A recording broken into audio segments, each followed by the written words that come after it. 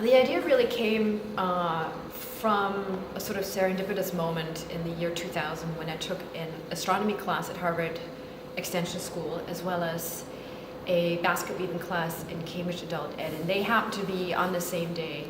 And so what would happen is that I would bring my basket weaving class into the lecture hall at Harvard, and I would be learning about astronomy, which is of course the deepest of space and the deepest of time, and yet there was always this disconnect that everything in astronomy is an image, so it always remains very two-dimensional. We were asked to write an essay, and I decided to turn in a sculpture instead because it was a way for me to understand or try to understand these questions of time and space.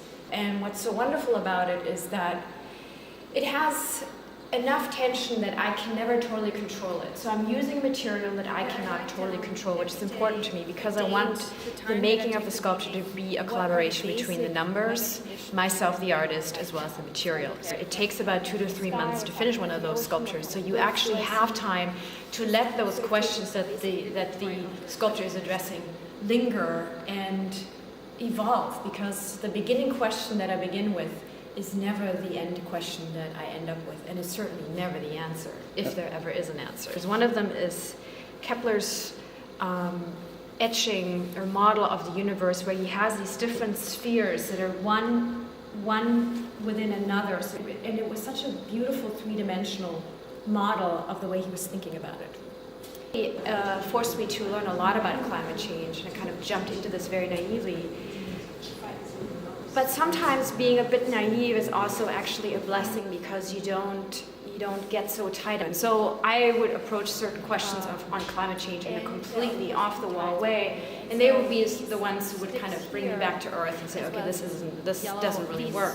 One of the things I did learn the hard way is that in order to learn about climate change, I really had to learn about weather first. I've decided to only focus on weather and only focus on my own observations and my own data, and try to see if I can understand weather based on my own observations. Then connected to the other wheel, perhaps the one thing that I learned in those 2 years dealing with the questions of weather and climate change is how incredibly complex it really is.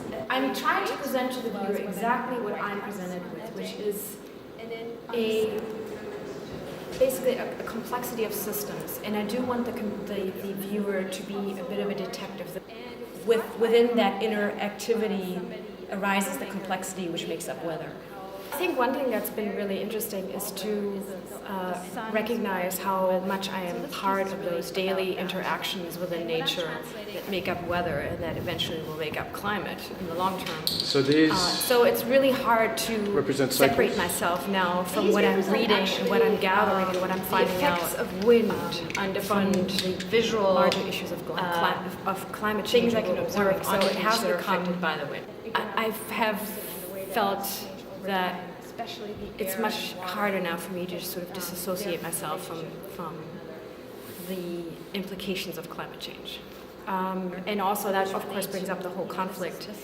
As an artist who, when you exhibit faraway places, do you exhibit your work that goes out of state? Do you exhibit your work that entails a lot of driving around? So then there comes the whole idea of the carbon print that your own work generates.